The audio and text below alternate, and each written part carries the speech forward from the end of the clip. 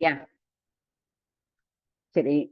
இதுக்கு முன்னாடி நம்மளோட இந்திய பணத்தோட அங்கீகரிக்கப்பட்ட பணத்தின் மதிப்பு என்ன? யாரு கண்டுபிடிச்சா? எப்படி கண்டுபிடிச்சான்ற விஷயங்கள் ஒவ்வொரு கிளாஸா புது புது விஷயங்கள் நம்ம லேர்ன் பண்ணிட்டு இருக்கோம். சரியா?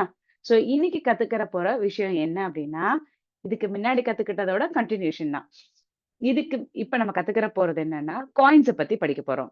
சரியா? காயின்ஸ்னா என்ன அப்படின்னா, நாணயங்கள்னு சொல்லுவோம். இதுக்கு முன்னாடி புழக்கத்துல இருந்தது. தட் இஸ் டெய்லி யூஸ் பண்ணிக்கிட்டு இருந்த காயின்ஸ் என்னெல்லாம் ஞாபகம் இருக்கா? 50 பைசா, ஆ ஞாபகம் இருக்கா? 25 பைசா, இதெல்லாம் யூஸ் பண்ணோமா? ஏதாவது ஞாபகம் இருக்கா? இப்ப இந்த 2மே யூஸ் பண்றது கிடையாது. இப்ப நம்ம யூஸ் பண்ற காயின்ஸ் எல்லாமே ₹1 யாராவது தெரிஞ்சா கூட சொல்லலாமே! ஸ்டூடண்ட்ஸ் இப்ப நம்ம யூஸ் பண்ற காயின்ஸ் எல்லாம் என்ன இருக்குன்னு சொல்லிட்டு. இதெல்லாம் செல்லா காசுன்னு சொல்லிட்டாங்க. தட் இஸ் புழக்கத்துல இல்ல. ஸ்டாப் பண்ணிட்டாங்க. இப்ப நம்ம யூஸ் பண்றது என்னது? ₹1, ₹5, ₹2 இருக்கா? இருக்கா? இல்லையா? எஸ். ₹1, ₹2 அடுத்து என்னம்மா இருக்கு? ₹5 அண்ட் தென் இப்போதைக்கு ₹10யும் இருக்கு. ரீசென்ட்டா ₹20 காயின்ஸும் யூஸ் பண்ண ஆரம்பிச்சாச்சு. ஓகேவா? சோ அதனால அதையும் சேர்த்து எழுதிறேன். ஓகே. சோ என்னென்ன காயின்ஸ் யூஸ் பண்றோம்? ₹1, ₹2, 5, 10 அண்ட் ₹20 காயின்ஸ் யூஸ் பண்றோம். ஓகே. இந்த காயின்ஸ் எல்லாமே எங்க மேனுஃபேக்சர் பண்றாங்கன்னு தெரியுமா? ஏதாவது தெரிஞ்சா சொல்லலாமே! யாருக்காவது ஏதாவது தெரியுமா? இங்க கொஞ்சம் யோசிங்க. ஏதாவது ஐடியாஸ் இருக்கா? நானே சொல்லலாமா? சரி. சோ இப்ப நம்ம யூஸ் பண்ற காயின்ஸ் எல்லாமே இந்த 5 டைப்ஸ் இருக்கு. ₹1, ₹2, ₹5 அண்ட் ₹10ன்னு சொல்றோம். சோ இப்ப இத எங்க அச்சிடுறாங்க? அச்சிடுறாங்கன்னு சொல்லணுமா? இல்லாட்டினா என்ன வேர்ட யூஸ் பண்ணணும்? என்ன வேர்டுமா யூஸ் பண்ணணும்? அச்சிடுறாங்கன்னு சொல்லணுமா? பணமா இருந்தா பிரிண்டிங் மெஸ்ல அச்சிடுறாங்கன்னு சொல்லலாம். இது என்ன செய்றாங்க? உற்பத்தி செய்றாங்கல்ல. சோ இது எந்தெந்த இதுன்றது தெரியுமா? இந்தியால ஃபர்ஸ்ட் எங்கெல்லாம் நான் உனக்கு எனக்கு எனக்கு தெரிஞ்ச விஷயங்கள் சொல்றேன். சப்போஸ் இத தவிர உங்களுக்கு ஏதாவது தெரிஞ்சா கூட நீங்க சொல்லலாம். புதுசா ஒரு விஷயங்கள் ஷேர் பண்ணிக்கலாம். சோ இந்த காயின்ஸ் எல்லாமே எங்கெல்லாம் இது பண்றாங்க அப்டின்னா, தட் இஸ் காசாலைகள் தயாரிப்பது எங்க இருக்குன்னா, கொல்கத்தால இருக்கு, மும்பைல இருக்கு. ஓகேவா? சோ கொல்கத்தா, மும்பை, ஹைதராபாத். ஓகேவா?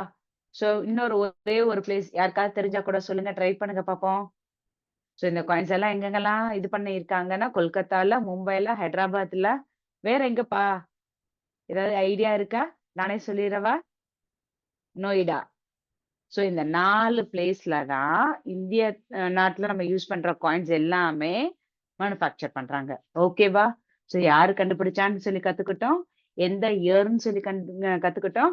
அடுத்து எங்க மேனுஃபேக்சர் பண்றாங்கன்னு சொல்லி கத்துருக்கோம். அடுத்த கிளாஸ்ல என்ன செய்றோம்னா, இந்த காயின்ஸ்ல கலர் வேரியேஷன் இருக்குல்ல. எஸ்பெஷலி அந்த ₹5 காயின் மட்டும் ஒரு லைக் ஒரு கோல்டன் கலரா இருக்கும்ல. சோ அதுக்கு என்ன மெட்டல்ஸ் யூஸ் பண்றாங்க? என்ன மாரி உலோகங்கள் யூஸ் பண்ணி இந்த காயின்ஸ் எல்லாமே வடிவமைக்கிறாங்கன்றத அடுத்த கிளாஸ்ல தெரிஞ்சுக்கலாம். ஓகேவா? சோ இன்னைக்கு நம்ம கத்துக்கிட்ட விஷயங்கள் என்னது? காயின்ஸ் எல்லாம் எங்க மேனுஃபேக்சர் பண்றாங்கன்னு சொல்லிட்டு நம்ம இந்திய அரசாங்கத்தோட அங்கீகாரத்தோட எங்க? கொல்கத்தா, மும்பை, ஹைதராபாத் அண்ட் நோய்டா. ஓகேவா? சரி. சோ இன்னைக்கு நம்ம எந்த இதுல இருக்கோம்னு யாருக்காவது ஞாபகம் இருக்கா? யூனிட் 4ல இதுக்கு முன்னாடி என்ன படிச்சோம்? எங்க கொஞ்சம் யோசிச்சு சொல்லுங்க. Any idea? நேர் விகிதம். நேர் விகிதம்னா எப்படி இருக்குன்னு சொல்லிலாம் பார்த்தாச்சு. ஓகேவா? சோ ஜஸ்ட் உங்களுக்கு ஞாபகப்படுத்துறதுக்கா அந்த ஃபார்முலா மட்டும் என்னன்றத சொல்றேன். x1 by y1 is equal to x2 by y2ன்னு சொல்லி பார்த்தோம்.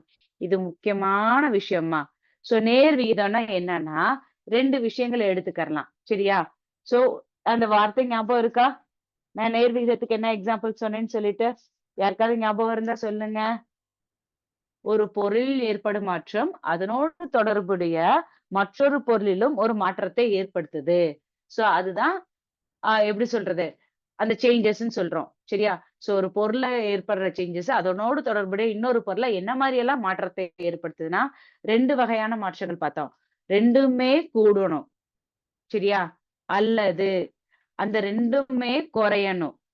2மே கூடணும், 2மே குறையணும். இதுதான் எதுக்கு எக்ஸாம்பிள்ன்னு பார்த்தோம், நேர் விகிதம். 2 பொருட்கள் எடுத்துக்கலாம். 2மே கூடணும். இல்ல ரெண்டுமே குறையும். சரியாம்மா? அதுக்கு நெறைய எக்ஸாம்பிள்ஸ் லாஸ்ட் 2 கிளாஸஸா நம்ம லேர்ன் பண்ணியிருக்கோம். ஜஸ்ட் இப்ப நான் ரீகேப்சுலேட் தான் பண்றேன். ஓகேவா? சோ அதுக்கு பேர் தான் நேர் விகிதம். 2ம் கூடணும், இல்ல 2ம் குறையணும். 2வது டைப் என்னப்பா அப்டின்னா, 1 கூடுனா இன்னொன்னு குறையும். அது என்னவாவே இருக்கலாம். ஃபர்ஸ்ட்டா இருக்கலாம், இல்ல செகண்டா இருக்கலாம். 1 கூடுச்சு அப்டின்னா, இன்னொன்னு ஆட்டோமேட்டிக்கா என்ன செஞ்சிரும்? குறைஞ்சிரும். இதுக்கு பேரு தான் என்னன்னா, எதிர் விகிதம். சரியாம்மா? சோ இன்னைக்கு நேர் விகிதத்துக்குரிய இன்னும் ஒரு 2, 3 எக்ஸாம்பிள் சம்ஸ் பாத்துரலாம். அதுக்கப்புறம் எதிர் விகிதம்னா எப்படி இருக்குன்னு சொல்லி ஒரு இன்ட்ரோ பாத்துரலாம். ஓகேவா? கிளாஸ் ஸ்டார்ட் பண்ணலாமா? சோ ஃபார்முலா இன்னைக்கு நம்ம எது பண்ண போறோம்? x1/y1 = x2/y2. ஓகே. உங்களுக்கு ஞாபகம் இருக்கும்னு நினைக்கிறேன். சோ இது ரிலேட்டடான உள்ள எக்ஸர்சைஸ் சம்ஸ்ல இன்னும் கொஞ்சம் செலக்டட் சம்ஸ நம்ம பிராக்டிஸ் பண்ணிரலாம். This is exercise. என்னதும்மா? 4.1ஆ 4.2வா? எக்ஸர்சைஸ் 4.1ல செலக்டட் சம்ஸ் ரேண்டமா ட்ரை பண்ணுவோமா? நீங்க செலக்ட் பண்றீங்களா? இல்ல நான் செலக்ட் பண்ணவா? Students can you or shall I? Just try பண்ணிரலாமா? எந்தெந்த சம் வரலான்னு சொல்லிட்டு. ஒரு உதாரணத்துக்கு, நமக்கு பிடிச்ச ஸ்நாக்ஸ் சம் வாழைப்பழ கணக்க வச்சு செய்வோம்ப்பா. என்னப்பா குடுத்துருக்காங்க அப்டின்னா, கொஸ்டின உங்களுக்கு காமிச்சிடுறேன். ஸ்கிரீன் ஷேர் பண்ணிடுறேன் ஸ்டூடண்ட்ஸ்.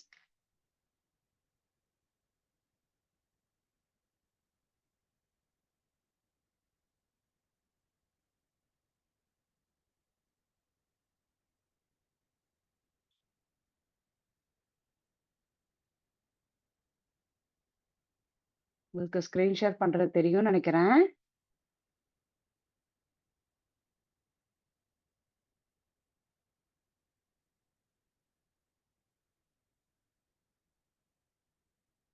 ஏம்மா? கவனிங்க. இப்ப 3 சம் பாருங்க. உங்களுக்கு பிடிச்ச பிக்சரோட போட்டிருக்காங்களா 3 சம்மு? என்ன குடுத்துருக்காங்க? 1 டசன் வாழைப்பழங்களின் விலை ரூ. 20 எனில் 48 வாழைப்பழங்களின் விலை என்ன? 1 டசன்னா எத்தனம்மா இருக்கும்? யாருக்காவது தெரியுமா? யாருக்காவது தெரியுமா? சோ 1 டசன்னா எத்தன வாழைப்பழங்கள் இருக்கும்? தமிழ்லயும் டசன் தான், இங்கிலீஷ்லயும் டசன் தான். சரியா? சோ கொஸ்டின நல்லா ரீட் பண்றேன் கவனிச்சுக்கோங்க. 1 டசன் வாழைப்பழங்களின் விலை ரூ. 20 எனில் 48 வாழைப்பழங்களின் விலை என்னவா இருக்கும்? செஞ்சிரலாமா இப்ப? ஓகே. சரி. சோ இப்ப இத எப்படி குடுத்துருக்காங்க அப்படின்னா, ஃபர்ஸ்ட் என்ன சொல்லியிருக்காங்க? 1 டசன். So 1 dozen. இது என்னம்மா ஃப்ரூட்ஸ் இது? ஜாக் ஃப்ரூட்டா? இல்ல என்ன ஃப்ரூட் இது? வாழைப்பழம்னா என்ன ஃப்ரூட்? யாருக்காவது இங்கிலீஷ்ல இதுக்கு தெரியுமா? 1 டசன் வாழைப்பழங்கள் அப்படின்னா என்னது? பனானா. ஓகேவா? ஹேண்ட்ரைட்டிங் இன்னும் கொஞ்சம் கூட பெருசா எழுதுறேன். சோ 1 டசன்னா இங்க என்ன இருக்கும் அப்படின்றத கவனிச்சுக்கோங்க. அதோட விலை சிம்பல் ரூ. 20. சரியா? 1 டசனுக்கு எத்தன இருக்கும்னா, நமக்கு ஏற்கனவே பேசிக் தெரிஞ்சிருக்கணும். 12. சரியா? சோ குடுத்திருக்க டேட்டாவ அழகா அப்படி டேபுலர் காலம் மாரி போடுறேன். 1 டசன் வாழைப்பழங்கன்னா, 1ன்னு சொல்லி போடக்கூடாது. இங்க எத்தன இருக்கும்? 12 அப்படின்னு அர்த்தம். 1 டசனா எத குறிக்குது?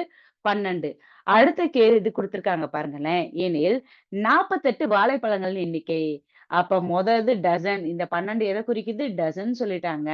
அடுத்தது 48 வாழைப்பழங்களின் விலை என்னவா இருக்கும்? சோ குடுத்திருக்க டேட்டாவ கரெக்ட்டா இந்த 2 லைன் டேபுலர் காலம்ல எங்க எழுதணுமோ எழுதிறலாம். சரி இந்த 48ன்னு சொல்லலாம். இல்லாட்டினா இன்னொன்னு என்ன சொல்லலாம்? ஏதாவது ஐடியா இருக்கா? 1 டசனுக்கு 12. அப்ப 48 12ஆல வகுத்தா எத்தன டசன் வரும்? யாராவது யோசிச்சு சொல்லுங்க. இப்ப இந்த வேர்டிங்க நான் பர்ப்பஸா ட்விஸ்ட் பண்ணி கேட்கிறேன். குட்டீஸ் யாராவது ட்ரை பண்றீங்களா? டீச்சர் 1 டசனுக்கு 12ன்ட்டீங்க. அப்ப 48 வாழைப்பழங்கள் குடுத்திருக்கத, 48 என்னது? அத டசனா மாத்துனா எத்தன? யாருக்காவது ட்ரை பண்றீங்களா? 12ஆம் வாய்ப்பாடு 48 வரைக்கும் சொல்லி பாருங்க. அதுதான் அதோட ஆன்சர். சரியா? சரி. இப்ப நமக்கு இங்க நான் என்ன எழுதுறேன்? 48ன்னு எழுதுறேன். இந்த இடத்துல இந்த டசன்றத எடுத்துர்றேன். வாழைப்பழங்களின் எண்ணிக்கை. ஓகேவா? சரி. இங்க நம்ம என்ன பார்த்திருக்கோம்? 12 பழங்களோட விலை ரூ. 20. அப்ப 48 பழங்களோட விலை கண்டிப்பா இது என்ன இருக்கும்? கூடி இருக்குமா? குறைஞ்சிருக்குமான்னா, இப்படி ஆரோ மார்க் இண்டிகேஷன் போட்டுக்கோங்க. எண்ணிக்கை கூடுனா, விலையும் கண்டிப்பா கூடும். அப்ப இது எதுக்கு எக்ஸாம்பிள்? நேர் விகிதம். சோ இது ஒவ்வொரு தடவைக்கும் வாய் விட்டு சொல்லணும். நேர் விகிதமா, எதிர் விகிதமான்னு சொல்லி கன்ஃப்யூஸ் பண்ணக்கூடாது. அப்ப குடுத்திருக்கிறத எக்ஸ்ன்னு வச்சுக்கோங்க. 2வது இத ஒய்ன்னு வச்சுக்கோங்க. இப்ப ஃபார்முலா யூஸ் பண்ணுங்க. x1 by y1 x1 by y1 என்ன போடுவோம்? 12 by 20 is equal to x2 by y2 48 by x. சரியா? சோ இப்ப இத நீங்க கேன்சல் பண்ண முடியுமா? டைரக்ட்டா கேன்சல் பண்ண தெரிஞ்சாலும் பண்ணுங்க. இல்ல குறுக்கு பெருக்கல் பண்ணி தான் டீச்சர் எனக்கு பண்ண தெரியும்னாலும் தாராளமா பண்ணலாம். இப்ப நான் இங்க சொன்னேன் பார்த்தீங்களா? இது என்ன பண்ணுவோம்? இது ஓர் 12 12 4 12 48. அப்ப இத எப்படிம்மா எழுதலாம்? 1/20 இஸ் ஈக்குவல் டூ 4/x. சரியா? அடுத்து இத கிராஸ் மல்டிப்ளை பண்ணுங்க. குறுக்கு பெருக்கல் கிராஸ் மல்டிப்ளிகேஷனா குறுக்கு பெருக்கல். என்னம்மா வரும்? 1 இன்டூ எக்ஸ் நான் எழுதியே காமிச்சுடுறேன். இந்த சைடு கிராஸ் பண்ணோம்னா 20 இன்டூ 4. அப்போ 1 இன்டூ எக்ஸ் என்னதும்மா? எக்ஸ் தான். இங்க 20 4s ஆர் என்னதும்மா வரும்? 20 4s ஆர் 80. அவ்வளவுதான். சம் முடிஞ்சிருச்சா? கிடையாது. என்ன கேட்டிருக்காங்க? விலை கேட்டிருக்காங்க. சோ அப்ப விலை எதோட மதிப்பு? ரூபாயோட மதிப்பு. ருப்பீஸ்ன்னு எழுதணும். இந்த இடத்துல உங்களுக்கு இப்போதைக்கு உள்ள அன்வான்ட் டேட்டாஸ் எல்லாம் ரப் பண்ணிடுறேன். கன்ஃபியூஷன் ஆகாம இருக்க. சரியா? ஜஸ்ட் இந்த 2 லைன் தான். இதுக்கு ஒரு பாக்ஸ் போட்டு சம் செஞ்சா வந்துரும். ஓகேவா? அடுத்த ஒரு சம் போடலாமா? எஸ். சரி. இப்ப 3rd சம் முடிச்சாச்சு. இப்ப அடுத்த சம் போடலாமா? ரேண்டமா இன்னொரு ஒரு சம் கூட செலக்ட் பண்ணலாமா? எந்த சம் செலக்ட் பண்ணலாம்? நீங்களே ட்ரை பண்ணுங்க. ஸ்டூடண்ட்ஸ் யாருக்காவது இன்ட்ரெஸ்ட் இருந்தா நீங்களே சம் செலக்ட் பண்ணுங்க. இல்லன்னா நானே செலக்ட் பண்றேன். எனக்கு தெரிஞ்சு ஒரு 6th சம் செய்யலாம்னு தோணுதுமா. ஓகே. 6th சம் கொஸ்டின ரீட் பண்றேன். கவனிச்சுக்கோங்க. 8 மீட்டர் நீளமுள்ள கம்பத்தின் நீளம். சரியா? அதோட நிழலின் நீளம் என்ன குடுத்திருக்காங்கன்னா 6 மீட்டர். சரியா? சோ நல்லா கவனிச்சுக்கோங்க. கம்பத்தின் நீளம். கம்பத்தின் நீளம் என்னம்மா குடுத்திருக்காங்க அப்படின்னா 8 மீட்டர். அதோட நிழல் இருக்குல்ல, நிழல்னா இங்க என்னம்மா அர்த்தம்? யாருக்காவது அந்த வார்த்தையோட இங்கிலீஷ் அர்த்தம் தெரியுமா? நிழல் அப்படின்னு குடுத்திருக்காங்களே அப்படின்னா ஷேடோ. நிழலின் நீளம் என்னம்மா குடுத்திருக்காங்க? 6 மீட்டர் குடுத்திருக்காங்க. ஸ்டூடண்ட்ஸ் இந்த கொஸ்டின் நல்லா கவனிச்சு செய்யுங்க. எ கம்பத்தின் நீளம் என்ன குடுத்திருக்காங்க? 8 மீட்டர் குடுத்திருக்காங்க. ஓகேவா? சோ அதோட ஷேடோ என்னவா இருக்கும்னு சொல்லி குடுத்திருக்காங்க? 6 மீட்டர்ன்னு சொல்லியிருக்காங்கல்ல. ஓகே. சோ இந்த கொஸ்டின் அப்படியே கன்டின்யூ பண்ணி ஆன்சர் பண்ணுங்க. இத நீங்களே ட்ரை பண்ணிட்டு பாருங்க. என்ன வரும்? இப்ப அடுத்த லைன் என்ன குடுத்திருக்காங்கன்னா 30 மீட்டர். 30 மீட்டர் அதோட ஷேடோ தட் இஸ் நிழலினோட நீளம் வந்து 30 மீட்டரா இருந்தா, அந்த கம்பத்தினோட ஒரிஜினல் உயரம் என்னவா இருக்கும்? அப்படின்னா வேற ஒண்ணும் இல்லம்மா. இப்படி நம்ம நிக்கிறோம். இங்க ஒரு லேம்ப் போஸ்ட் இருக்கு. இப்ப நிக்கும்போது நம்மளோட ஷேடோ அப்படியே அழகா தரையில தெரியுமா? பார்த்திருக்கீங்களா? அதுதான் இங்க குடுத்துருக்காங்க. இங்க இந்த லேம்ப் போஸ்ட் மாரி இமேஜின் பண்ணிக்கோங்க. 8 மீட்டர் லேம்ப் போஸ்டோட ஷேடோ என்னவா இருக்குன்னா 6 மீட்டராம். அப்ப 30 மீட்டர் ஷேடோவா இருந்தா, so the length of the shadow வந்து 30 மீட்டரா இருந்தா, அதோட ஒரிஜினல் என்னது லென்த் என்னவா இருக்குன்னு சொல்லி தான் கொஸ்டின் கேட்டிருக்காங்க. சோ நம்ம சொல்லுங்க. இது நேர் விகிதமா, எதிர் விகிதமா? நீங்களே பார்த்து சொல்லுங்க. ட்ரை பண்ணலாமா? யோசிச்சு சொல்லுங்க. ஸ்டூடண்ட்ஸ் எதுவும் ஐடியா இருக்கா? நீங்க ட்ரை பண்றீங்களா? இல்ல நான் ட்ரை பண்ணணுமா? Any idea? யோசிங்களேன். சரி. இதுவும் அதே நேர்மாறல் தான். உங்களுக்கு சம் செஞ்சுட்டு ஆன்சர்ல இருந்து உங்களுக்கு நான் சொல்லி தரேன். ஃபர்ஸ்ட் இத வந்து எக்ஸ்ன்னு வச்சுக்கோங்க. செகண்ட் இது வந்து ஒய்ன்னு சொல்லி வச்சுக்கோங்க. ஓகேவா? சரி. X by y. அப்ப 8/6 is equal to x by 30. So டினாமினேட்டருக்கு டினாமினேட்டர் கேன்சல் பண்ண தெரிஞ்சாலும் டைரக்ட்டா பண்ணுங்க. இல்ல கிராஸ் மல்டிப்ளை பண்ணிட்டு நீங்க கேன்சல் பண்ணாலும் ஓகே. ஸோ இப்ப அத கிராஸ் மல்டிப்ளை பண்ணுங்க. 8 into 5 is equal to 1 into x. அப்ப இது என்னதுமா? 40 மீட்டர். அப்படின்னா என்ன அர்த்தம் அப்படின்னா, இந்த கம்பத்தினோட நீளம் என்னவா இருக்கு? 40 மீட்டரா இருந்தா, அதோட ஷேடோ எவ்வளவா இருக்கும்? 30 மீட்டரா இருக்கும். புரிஞ்சுச்சா? புரியலையா? கொஸ்டின்கோட அர்த்தம் என்ன சொல்றோம்ன்னு சொல்லிட்டு. சோ, எத கண்டுபிடிக்க சொல்லியிருக்காங்கன்னா, இந்த எக்ஸ். அப்ப கம்பத்தின் நீளம் 40 மீட்டரா இருந்தா, அதோட நிழலின் நீளம் என்னவா இருக்கும்? என்னவா இருக்கும்? 30 மீட்டரா இருக்கும். சொல்றது புரிஞ்சா? சோ போன சம்ம கூடுனா கூடும், குறைஞ்சா குறையும்ன்னு சொல்லியிருக்கோம்ல. சோ இங்க இது குறைஞ்சிருக்குன்னா, இதுவும் குறைஞ்சிருக்கு. மீனிங் புரியுதா? சோ இத இப்போதைக்கு ரப் பண்ணிடுறேன். சம் எழுதுறதுன்னா எழுதிக்கோங்க. இல்லன்னா நம்ம அடுத்த சம் போலாம்.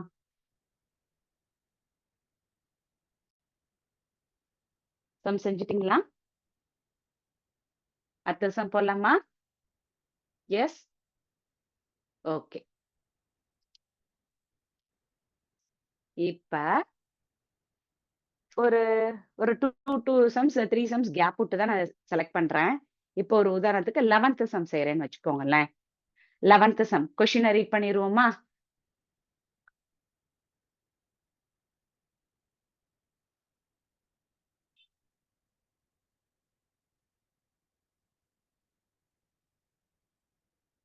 ஏம்மா? கவனிங்க.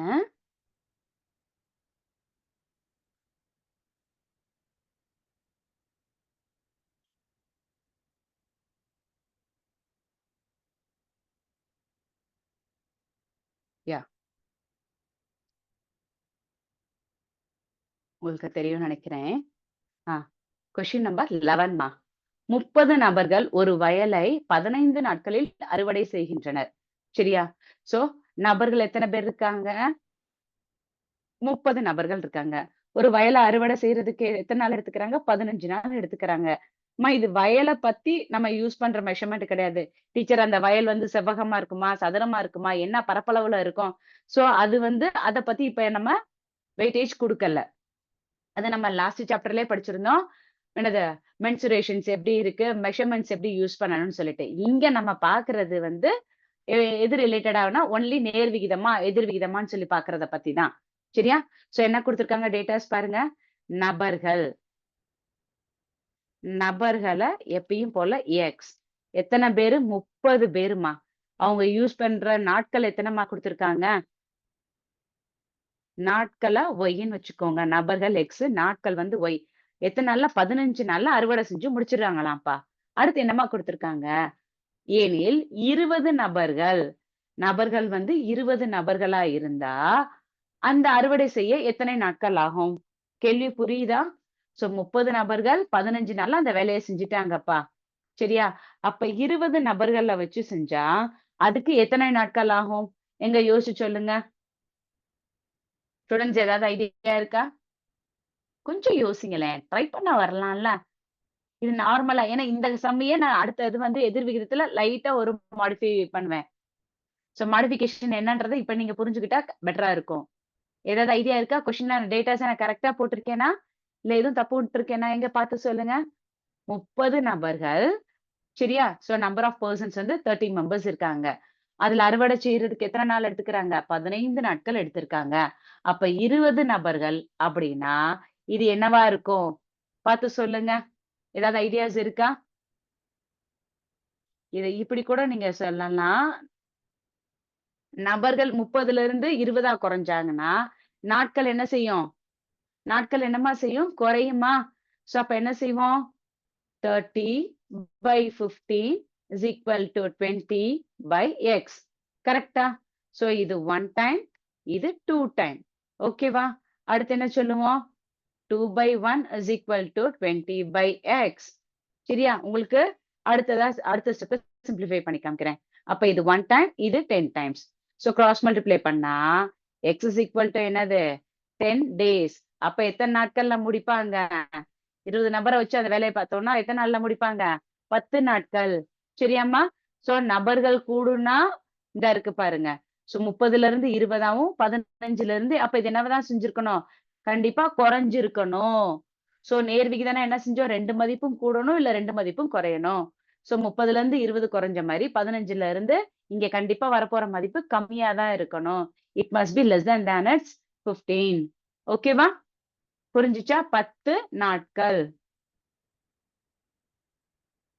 10 டேஸ் அப்படின்னு எழுதிக்கோங்க. உங்களுக்கு இதுவரைக்கும் படிச்ச எல்லா கான்செப்ட்ஸும் புரியும்னு நெனைக்கிறேன். ஓகே. இப்ப நம்ம அடுத்து படிக்க போற விஷயம் வந்து என்னன்னா, இதுவரைக்கும் நேர் விகிதத்த மட்டும் நம்ம 3 கிளாஸ்ல படிச்சிருக்கோம். அடுத்து இன்னைக்கு புதுசா படிக்க போறது என்ன அப்படின்னா, இந்த எதிர் விகிதத்துக்கும் ஏற்கனவே நான் எக்ஸாம்பிள்ஸ் சொல்லியிருக்கேன். இருந்தாலும் இன்னைக்கு கூட கொஞ்சம் எக்ஸாம்பிள்ஸ் பார்ப்போம். எதிர்விகிதத்துக்கு என்ன எக்ஸாம்பிள் சொன்னோம் ஞாபகம் இருக்கா? ஏதாவது ஐடியா இருக்கா? ஸ்டூடண்ட்ஸ் யாருக்காவது தெரிஞ்சா சொல்லுங்க. நம்ம டெய்லி லைஃப்ல இந்த எதிர்விகிதத்தை எதுக்கு டீச்சர் படிக்கணும்? எப்படி டீச்சர் யூஸ் பண்ணணும்? அப்படின்னா, ஒரு உதாரணத்துக்கு சொல்றேன். இங்க ஒரு வயல் எடுத்துக்கோங்கம்மா. சரியா? சோ இந்த ஷேப்ல என்ன இருக்குன்னா, ஒரு வயல்வெளி, புல்லோ ஏதாவது இருக்குன்னு வச்சுக்கோங்களேன். சோ இதுல இப்ப இதெல்லாம் நான் எதுக்கு டீச்சர் படிக்கணும்? நான் கிராமத்துல இருக்கிற ஸ்டூடண்ட்ஸ், நான் வில்லேஜ்ல இருக்கிற ஸ்டூடண்ட்ஸு, இல்ல சிட்டில இருக்கிற ஸ்டூடண்ட்ஸ் எங்க வேணாலும் இருப்போம். இருக்கிற பிளேஸ் ஒண்ணும் பிரச்சனை கிடையாது. சோ இது ஒரு புல்வெளியா இமேஜின் பண்ணிக்கோங்க. சரியா? சோ இந்த புல்வெளி எவ்வளவு இருக்குன்றத பத்தி நான் வெயிட்டேஜ் குடுக்கல. ஸ்டூடண்ட்ஸ் நல்லா கவனிச்சு படிக்கணும். சோ இந்த புல்வெளி எத்தன சதுர மீட்டர்ல இருக்கு, என்ன அளவ பத்தின்றத நான் சொல்லல. சோ ஒரு பர்ட்டிகுலர் மெஷர்மென்ட்ல இருக்கு. ஒரு உதாரணத்துக்கு 12 பசுக்கள். 12 பசுக்கள். பசுமாட்டுக்கும், காளை மாட்டுக்கும் வித்தியாசம்? யூஸ் பண்ற வேர்டிங் தெரியுமா? தெரியும்ல? ஓகே. சரி. 12 பசுக்கள் ஒரு இந்த புல்வெளிய சாப்பிடுறதுக்கு எத்தன நாள் யூஸ் பண்ணிக்கிட்டாங்கன்னா, 10 நாட்கள்ல சாப்ட்டுருக்குப்பா. இந்த 12 பசுக்களுக்கும் தேவையான சாப்பாடு தான் இந்த புல்வெளி. சோ எத்தன நாளைக்கு இது சாப்ட்டுருக்கு? 10 நாளைக்கு சாப்பிடுறதுக்குரிய சஃபிஷியன்ட்டா இருந்துச்சு. போதுமான அளவுக்குரியதா இந்த 12 பசுக்களும் 10 நாட்கள் சாப்பிட்டு முடிச்சிருக்குமா. சரி. இப்ப நான் புதுசா இன்னைக்கு இப்படி ஒரு 10 நாள் முடிஞ்சிருச்சுப்பா. அடுத்த ஸ்லாட் ஆரம்பிக்குது. அப்ப நான் என்ன செஞ்சிருக்கேன் அப்படின்னா, ஒரு உதாரணத்துக்கு இந்த 12 பசுக்களுக்கு பதிலா கூட கொஞ்சம் தட் இஸ் 8 பசுக்கள சேர்த்தா எத்தன பசுக்கள் ஆயிருச்சு? 20 பசுக்கள் ஆயிருச்சு. ஓகேவா? சோ 12 பசுக்களுக்கு 10 நாளைக்கு சாப்பாடு பத்துச்சுமா. ஓகேவா? 20 பசுக்கள் தட் இஸ் கூட ஒரு 8 பசுக்கள் வந்தா, சாப்பாடு தேவையான நாட்கள் கூடுமா? குறையுமா? எங்க யோசிச்சு சொல்லுங்க. இதுதான் கொஸ்டின். சரியா? சோ எதிர் விகிதத்துல சம் எப்படி இருக்கும்? இது நான் எக்ஸாம்பிள்க்கு தான் சொல்லியிருக்கேன். இது நேர் விகிதமா, எதிர் விகிதமான்னு நீங்களே கண்டுபிடிச்சு சொல்லணும். சரியா? சொல்றது புரியுதா? இப்ப நான் ஹெட்டிங்க கூட ரப் பண்ணிர்றேன்னு வச்சுக்கோங்களேன். இப்ப இது என்னவா இருக்கும்? நேர் விகிதமா இருக்குமா? எதிர் விகிதமா இருக்குமா? யோசிச்சு சொல்லுங்க. சரி. அடுத்த கிளாஸ்ல கண்டிப்பா இது மாரி டயகிராம் போட்டு நம்ம ஜஸ்ட் இமேஜின் பண்ணிட்டு நீங்க எனக்கு ஆன்ஸர் பண்ணணும். டீச்சர் இது நேர் விகிதமா? எதிர் விகிதமா? இல்லன்னா ஹெட்டிங்க மாத்தி எழுதியிருக்கேனா? கரெக்ட்டா எழுதியிருக்கேனா? நீங்க தான் எனக்கு கண்டுபிடிச்சு சொல்லணும். சரியா? சோ இது ரிலேட்டடா இப்ப சம்ஸ் பாப்போமா? ஓகே. இது ஒரு எக்ஸாம்பிள். இன்னொரு எக்ஸாம்பிள் சொல்லி தரேனே. இப்ப நம்ம இது ஸ்கூல்மா. சரியா? இங்க தான் ஸ்கூல் இருக்கு. இங்க வீடு இருக்குன்னு வச்சுக்கோமே. ஹவுஸ். சரி. இங்க இருந்து ஒரு ஸ்டூடண்ட்ஸ் இப்ப நடந்து போற தூரம்னு வச்சுக்கோங்களேன். இங்க இருந்து இப்படி வர்றான்ப்பா. சரியா? இங்க இருந்து கிளம்புறாங்க. ஒரு ஸ்டூடண்ட்ஸ் இப்ப வீட்ல இருந்து கிளம்பி ஸ்கூலுக்கு போறாங்க. இப்ப இந்த தூரம் ஒரு உதாரணத்துக்கு ஆ அ 10 கிலோமீட்டர்ன்னு கூட வச்சுக்கோங்களேன். 10 கிலோமீட்டர் போறாங்க அப்படின்னா, சைக்கிள்ல போறாங்களா? நடந்து போறாங்களான்னுலாம் தெரிஞ்சுக்கிறணும். சரியா? விஷயம். ஏன்னா ஸ்பீடு மாறும்ல. சைக்கிள்ல போறதும், நடந்து போறதும் ஒரே மாரி இருக்காது. சரி. இப்ப இந்த தூரம் 10 கிலோமீட்டர்ன்னு சொல்லியிருக்கேன். இப்ப 10 கிலோமீட்டருக்கு ஒரு குறிப்பிட்ட ஸ்பீட்லயே போறாங்கன்னு வச்சுக்கிருவோமே. Distance distance is equal to speed into டைம்ன்னு சொல்லி உங்களுக்கு ஒரு ஃபார்முலா தெரியுமா? ஏதாவது ஐடியா இருக்கா? டிஸ்டன்ஸ்னா கடந்த தூரம். ஸ்பீடுன்னா என்ன அர்த்தம்? ஸ்பீடுக்கு என்னது? வேகம். டைமுக்கு நேரம். சோ கடந்த தூரம் இஸ் ஈக்வல் டூ என்னதும்மா? இல்லன்னா இங்கிலீஷ்லயே சொல்லிக்கோங்க. Distance is equal to speed into time. இது மேத்ஸ்லயும் தெரிஞ்சுக்கணும். கண்டிப்பா இந்த கான்செப்ட் பிசிக்ஸ் கான்செப்ட் தான். சரியா? இயற்பியல் படிக்கும்போது இத நீங்க படிப்பீங்க. பெரிய கிளாஸ்ல இத டீட்டெயில்டா படிப்பீங்க. ஜஸ்ட் இதோட பேசிக் தெரிஞ்சுக்கோங்க. ஓகேவா? சோ இப்ப வேற டீச்சர் எனக்கு இந்த ஃபார்முலா தெரியாது. இந்த என்னது டயகிராம் புரியல. எதுவுமே இல்ல. நான் வெரி சிம்பிள்மா. வீட்டுக்கு மழை பெய்யுதுன்னு வச்சுக்கோங்க. இப்ப ஸ்கூல்ல இருந்து வீட்டுக்கு கிளம்பி போறோம். மழை பெய்யுதுன்னா ஜாலியா போவோமா? இல்ல ஸ்பீடா போவோமா? எப்படி போவோம்? இல்ல வீட்ல இருந்து ஸ்கூலுக்கு கிளம்பி போறோம். டீச்சர் எனக்கு மழையில நனைஞ்சுக்கிட்டே போக பிடிக்கும்னு கூட நீங்க சொன்னாலும் சொல்லுவீங்க. அதனால நான் கொஸ்டினயே நானே மாத்திர்றேன். இப்ப வீட்ல இருந்து கிளம்பிட்டோம். ஸ்கூலுக்கு போறோம். 5 நிமிஷம் தான்ப்பா இருக்கு. 5 நிமிஷத்துல 10 கிலோமீட்டர்ல போணும்னா, எவ்ளோ ஸ்பீடா போணுமா? இல்ல ஸ்லோவா போக முடியுமா?